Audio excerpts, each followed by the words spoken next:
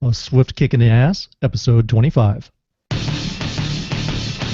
All big changes start with a swift kick in the ass. Join the journey of lifelong friends, John Curren and Tom Stewart, as they make conventional thought bend over and take a boot to the keister. Warning, listeners may notice a force equal to or greater than needed to get your ass moving. A swift kick in the ass. Living life on your terms. Welcome, I'm Tom Stewart, and I'm joined with my lifelong friend, John Curren, and today's episode is about setting small goals to get big wins. John, what's your philosophy on this?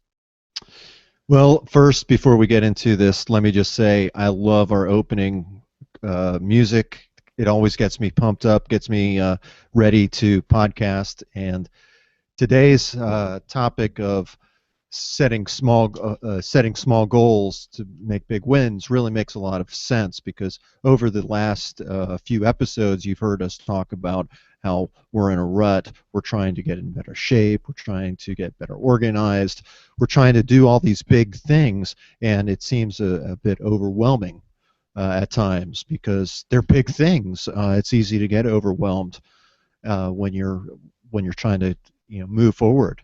So Tom and I think, have both made some progress. For me, I've been systematically removing clutter from my life.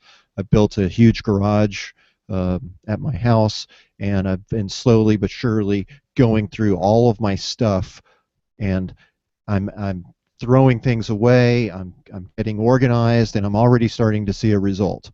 I can find tools now. When my daughters say that something's broken on their bike, I actually know where that tool is that I need to fix it, and that makes me feel great. Going to the gym, not often as I like, but I'm going consistently now, and I'm doing push-ups at home and just doing exercises. So I'm taking small steps, and I think I'm moving forward. How about you, Tom? Yeah, so we were talking about being in a rut, and me and John both started slipping into that rut, and you go in and out of ruts throughout your life. It's just normal. But I think what happened, at least in my case, is it's a combination of the daily grind mixed with overwhelm. I'm always looking for a way out of the rat race, and one of the things that we look forward to is doing our podcast and getting things out on the blog and out in the doing a lot of stuff on the internet, and shaking hands out at podcast events. And what kind of started happening is that we started getting all these lofty goals, and the holidays came by, and we started not getting podcast out as regularly as we wanted to. Had things around the house that needed to be done, cutting the grass, all kinds of stuff that just started making you feel like you weren't getting anything done. And then you start almost like a downward spiral. You start going down that staircase, and you're like, oh man, it's just, am I ever going to get out of this? So one of the things I was telling John is, that I started feeling better about is I started setting these little goals that I just wanted to knock out that had nothing to do with anything but some housework. There were some things I wanted to get rid of my phone. I have a regular phone. I pay like $60 every month for phone service, and I had DSL, and I was like, well, let me cancel the phone. And when I had called the phone company, they said, well, if you cancel your phone, your DSL price is going to go up another $10. And I'm like, man, well, that's not fair. And so what I did is I switched my entire, I had satellite TV, I switched to cable. I got rid of the phone, and I got Magic Jack. I was going to go with Uma. John uses Uma and hasn't had a phone bill in years. But Magic Jack, I heard the reviews, I did a lot of study on it, and my boss had one, and I listened to his, and I was like, you know what, it sounds clear. It's not like what I remember when the first time I heard one, man. It was like, I was like, that's not going to work. But I installed it all. I ran cables over, I have a mother-in-law's quarter. I ran it over to her, because that's the main thing, is I want to make sure my mom was set up with a phone. I set up a special phone circuit, so when my mom picks up her phone, she doesn't even have to dial anything. It automatically dials my house. So she has like the bat phone, or the when I was in the Air Force, we had the presidential red phone, and you'd pick it up, and it would instantly call the White House or whoever was supposed to be on the other end of that phone. So that's the same thing. I hooked that up. Started working out, started, getting things, little small things taken care of to achieve those wins. And what happens when you get a small win, you kind of feel like, I got something accomplished, and you start feeling better about yourself. You start to walk with a little bit more pride and, a little oomph in your step. Yeah, Tommy, when you start talking about writing your list, I mean, I'm the king of lists, but it makes me think back about 8 or 9 years ago when my wife and I were seriously in serious debt, and I mean, I felt like there was a 1,000 pound gorilla on my back because I had tons of bills, and not only did I have bills, but I had these wants and these needs that weren't being met, and not talking sexual needs. Those are always met, buddy. but but in any case, that's sorry to get off track there. I'm sure your wife might disagree with that. Yeah, I'm sure she would. Uh, but these wants and needs were really things like we needed a new bed. Our bed was old, it was lumpy, it was Because your uncomfortable. needs are always being met. Just wore the springs right out. Um, yeah, that's why we needed a new bed. It wasn't that it was 15 years old and sagging in places. Who Um, you kidding, man? When you have kids, my bed, I have one of the worst beds because all the springs are broken, and it's because I had little monkeys jumping all over the beds and breaking my span beds, and then I buy them nice little like bunk beds and stuff. And I remember first time I bought my daughter a set of bunk beds, I went and laid on the mattress, and I was like, my God, this mattress is excellent. I paid like $75 for it. It was like at Costco's or something, and I was like, man. And so I started sleeping in her room sometimes. I was like, this is like the best night's sleep I ever had. it you're absolutely right. And so I started writing a list. I basically did a brain dump, and I started writing out all the things that I felt like I needed, I felt like I wanted. I wrote down the bills that I needed to pay. I had like a catch up list, and I recognized that as I went through that process, I mean, I just did this on a piece of paper, nothing fancy, but as I started writing things down, a natural order or natural grouping started to kind of come out of the process. So I had, a list of bills that I needed to catch up on. I had the amounts. I had a list of the things that I wanted, like a new mattress. And my daughter set our microwave on fire, so I had to put a microwave there, and all these little things that they don't maybe seem like much when you're if you look at it just by itself, it's not a big deal. But combined and added on top of all the other things, like you don't like your work, you don't like your commute, you're having difficulties with, so and so, and Cost of also, living's going up, your income's going down. yeah, exactly. The economy sucks. All these different things that might just be small. If you look at them separately, they all start to add up, and they all really start to take on a more serious weight and start weighing you down. And um, so I did this brain dump and started listing all the things, grouping, and as I would go through this process, and I could see where I could group things differently. I crumpled out my list and threw it away because all lists are really temporary. They're not meant to be permanent. They serve a specific purpose. It's a list of things that you need to do or want to do, and once you do them, crumple it up, throw it away. And I found that writing down these items and these thoughts, they made it real for me. So instead of these thoughts just bouncing around in my head, saying, "Oh, I have to repair, this cabinet in my kitchen," um, it made it real. It put it down on a piece of paper. I could hold the piece of paper, and it is like magic kind of left my mind so I could more clearly focus on my priorities and look at things and say, okay, what do I need to get done first? And what's the easiest? In the business world, we call that the low hanging fruit. You know, Yes, yes. what can I grab now and not only mark it off my list, but get that small win that that you talked about. Um, and as you start grabbing this low-lying fruit, you recognize that, hey, you know what? I'm going to reach up a little bit more, and I'm going to grab a kind of a higher hanging fruit, and you get confidence, and it builds over time. Um, and this moves you into a habit. Habits are basically routines that occur on a regular basis. They're pretty much unconscious thought. We don't really think about doing them. We just do them. It's something we just do. And through this process of writing it down and um, marking things off the list, it frees you up, and I think it moves you forward to those bigger goals. Good. I basically I wrote a blog about this on my jujitsu website because I've been going through the same thing. I've been in a rut in jujitsu training, and it all applies. It's all the same thing. It's not a matter of it's a jujitsu problem. It's a life problem. And what I did is I came up with basically a list of 7 items, areas that I thought were helping me to overcome and get out of the rut.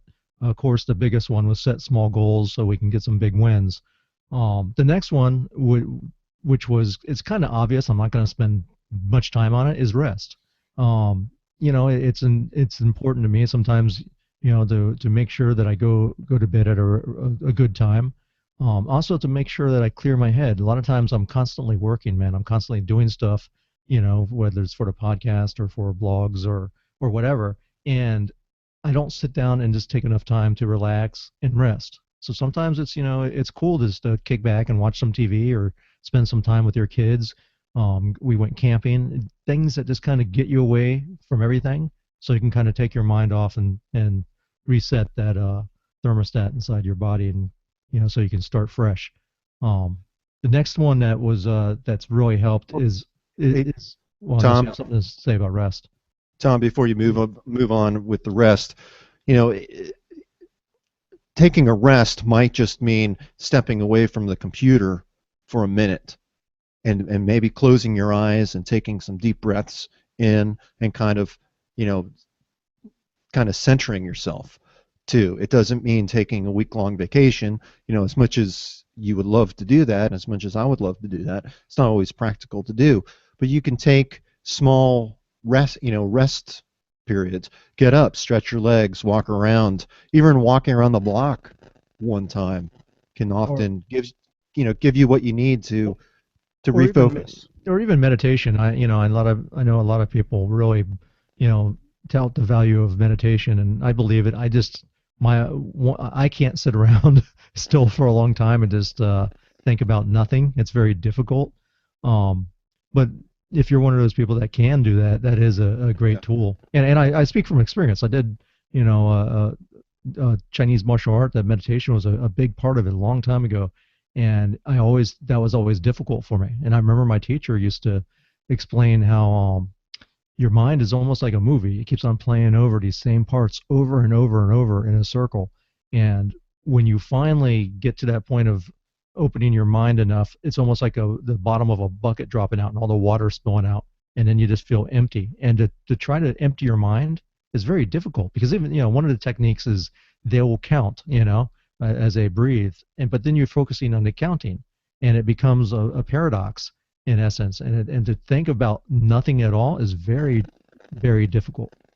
Yeah, and anything that you can do that will help you focus your mind. For me, it's playing my guitar, just picking it up, just strumming a few chords.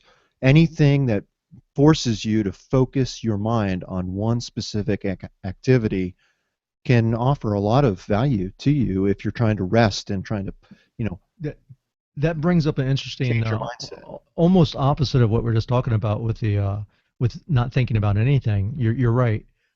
They call that flow. When you get, say you're an artist, and when you're painting, you just get real creative, and yeah, and before you know it, like 3 hours has gone by, and you haven't even noticed it. It hasn't even phased you. That's what they call flow, and I think that's like they've have found is like the optimum performance that a human can do, and all your stresses kind of go to the side, and you're not thinking about anything. It is. I notice that sometimes when I'm training, that will happen, or when I'm making I do video and stuff as a hobby, and sometimes when I'm making a video for someone, I get so involved with it that I forget about everything else, and it'll be like 3 o'clock in the morning, and I'm like, oh wow, I better get some sleep Yeah. because hours have just gone by, but it doesn't feel like work to me at all. It feels fun. So, Tom, tell me about the rest of this list All that right, the you next have. one was simplify, and this one's pretty quick, but there's two things that I applied this to. We had talked about in a couple the past episodes about working out, and it's a matter of finding time and moving it in my schedule. And I already do jujitsu, but I want to lift weights, and finding the time to lift weights adequately was causing me a problem. So I was listening to this guy that's a starting strength coach, and he was talking about strength, and he was saying that, hey, look, strength is the foundation of everything. Before cardio, before flexibility. If you don't have strength, you don't have anything. You have to have strength. And I just broke it down to the fundamentals. All I do is 3 exercises. It doesn't take a long time, and it allows me to progress and write down exactly the weights I'm using. So each workout, I increase the weight. And what I'm doing is 3 basic exercises. I'm doing the back squat, which is I hit it. I do that first because it's like very taxing lift. But I basically do 5 sets of 5, and I increase the weight each time. And really it's the last work set is really the one that I'm going for, and that's 5 reps of the heaviest weight that I can do. And each workout, I add 10 pounds to that. So since I've been doing this workout, I've put within the past month, I've put 40 pounds onto my squat and 15 pounds on my bench. And the other exercise was the bench press. I alternate that with a military press. So if I work out on Monday with that, and I work out on Friday, again, I'll switch between military press, which is pushing weight above your head, to the incline press, bench press.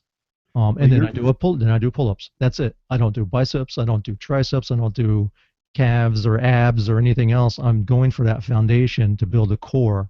And the thing is that it's working. It's working for me very well. I just simplified it. It doesn't take a long time. I only do it twice a week. That way it doesn't interfere with my jujitsu training, and it allows me to still feel good about myself. just because this ties in with the subject, and I'm going to simplify my workout. I mean, I felt very weak, and then I just decided I needed to do something. So before I was putting my little boy to bed, I would go into his room every night, and he plays around and runs around his room and plays Lightning McQueen, and I do push-ups. And when I first started doing push-ups, I was so damn weak. I mean, it was so difficult for me to even do 10. I mean, I felt terrible. I felt so winded, so weak. But I'm doing them every night now. If unless I exercise at the gym, I don't do them.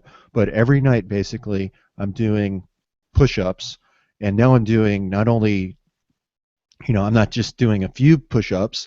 I'm I'm doing at least 25 push-ups, one set, and then I'll go and I'll do 10 more. And that's just in the period of less than a month, probably about 3 weeks I've been doing this, and I You, feel the difference. it'd be interesting, and I've always wondered this, and I should have did it with my own kids, but I was like, what if you had like little Johnny jump on your back, and you did a couple reps, and every night you did that, and as he gets older through the years, he's starting to get a little gain weight, and of course you're getting stronger. Would you be able to keep up with it? Like, finally you're he's like a And 18-year-old kid hanging on your back, and you're sitting there cranking out reps of push-ups. he's I used to think 25 about years old. Yeah, I used to think about that going up the stairs when I was carrying my daughter up the stairs. I'd be like, I wonder if I just kept on, she's going to be gaining weight and getting bigger every year, you know, would that, build up my legs over the years? Yeah, I've had the same thought. I've had exactly the same. And it's so funny because I think Johnny, my son Johnny, is actually he must have read my mind or something, because as I'm doing push-ups now, he's jumping on my back. See? And, And don't you remember Conan? oh The yeah. when he was pushing that wheel, how come is Google freaking out on us? I hear bings. Um, Yeah, Conan, he's and remember the original Conan, he had the wheel of pain, and he started off when he was a kid, and there was like 20 people helping him push the wheel of pain or whatever, and it kind of like I think it ground up weed or something, and and through the years you would see all the people kind of fall off till the end. It's finally Conan the Barbarian, or Arnold Schwarzenegger there pushing the wheel by himself, and that kind of like explained how he got so big and muscular. Yep, that's the ticket. It's funny though. I thought the same exact thing with my kids, and have tried to do that, but maybe I'll start doing that more with Johnny. Definitely calisthenics and any type of exercise where you can use your own body weight is good. At one of the hospitals that I worked at many years ago, there was a assistant director of the medical center who was in amazing shape. And I asked him if he worked out or how often he worked out. He says, I don't work out at all. He says, I have a morning routine. Every morning I do push-ups, I do sit-ups, I do pull-ups. That's all I do. It takes me about 15 minutes a day. And he was amazing shape, and he was in his 60s. So it does work. It does work.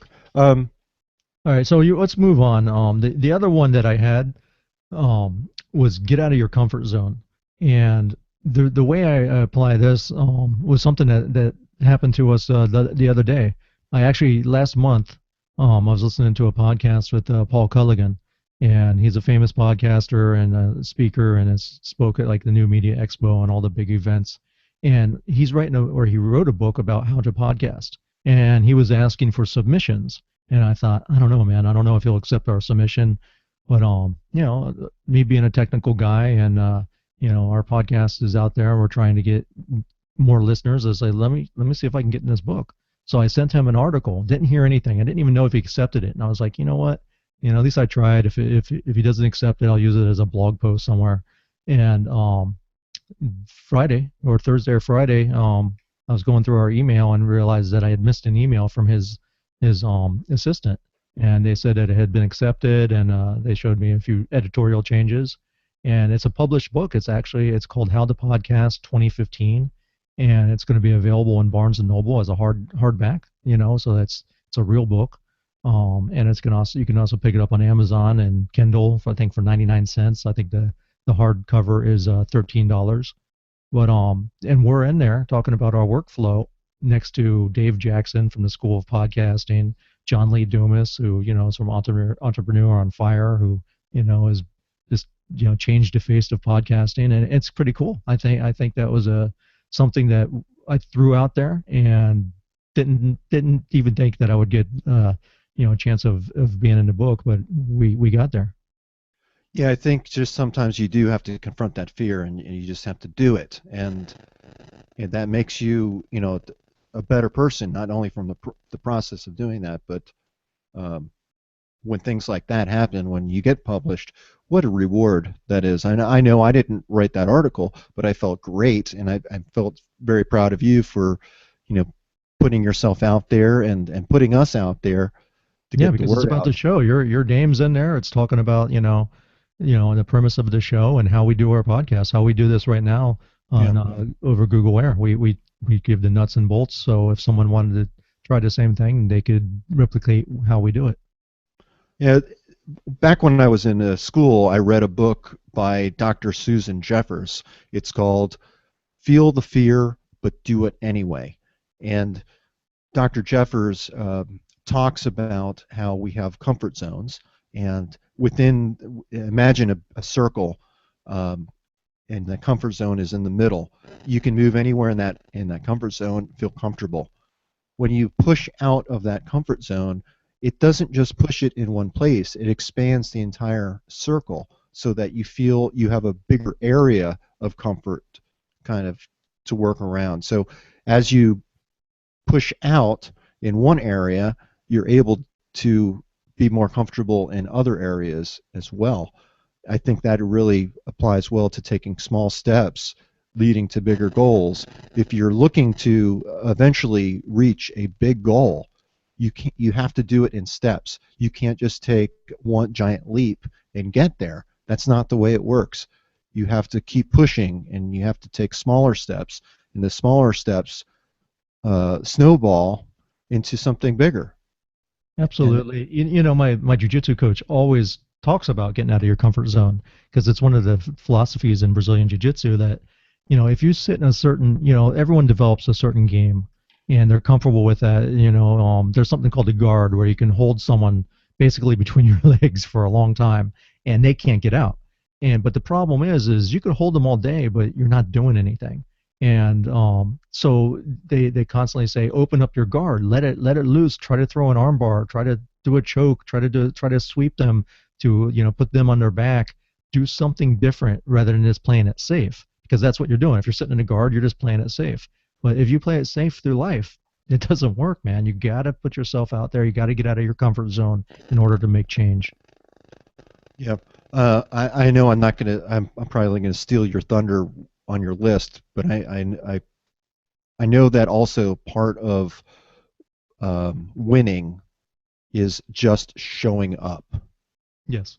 I mean, if you don't put yourself out there, nothing. If you just stay within your room in front of your TV and you do nothing else, you're never going to meet people. You're never going to do anything exciting with your life.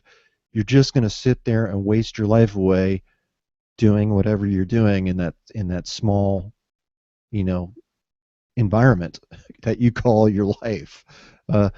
Keep pushing yourself out, and keep pushing yourself to do better and better.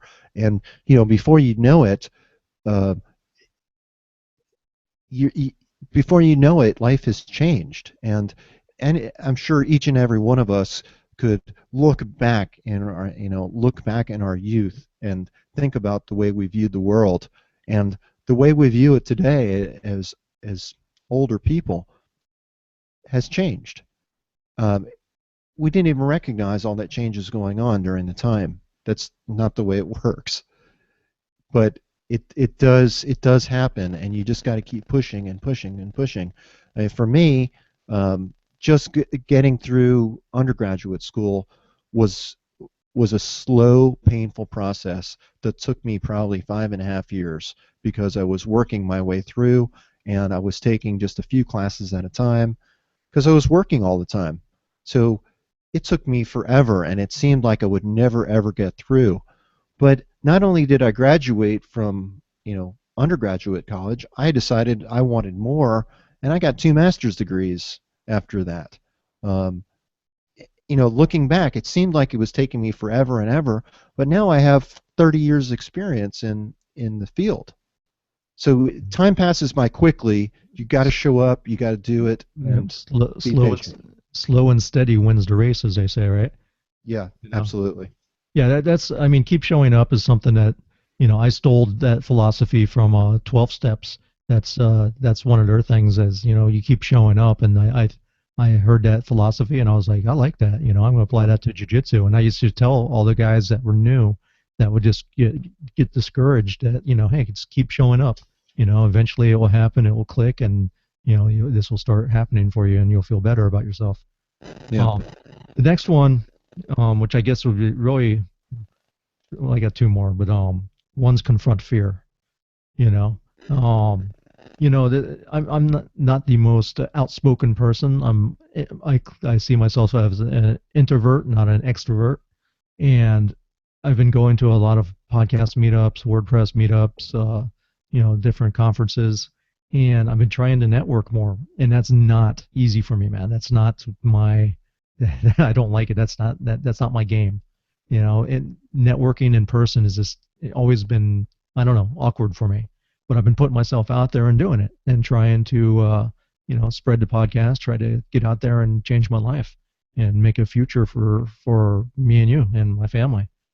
So that's one of the things. And you know, in uh um in jujitsu, I'm gonna, since I talked about this and it's tied in, what happens is I'll get these guys in that are lower belts than me, and and I'm getting afraid to get tapped out or something, and sometimes you just have to let it go and let it happen, and that's what gets me into the next one was letting go of pride.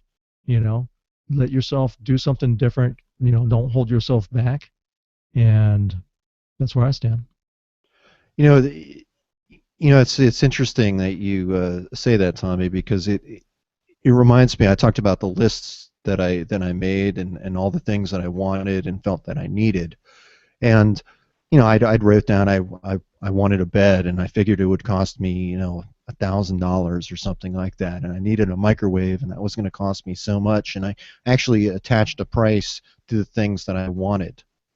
And what I learned is that it never I never had to pay that price that I had attached to it. I had this cost of whatever I was trying to do in my head, and it never panned out that way. And I made a game out of it to get a good deal. But I think that so many times we get this idea in our head about what's going to happen, and we're not fortune tellers. We can't tell the future.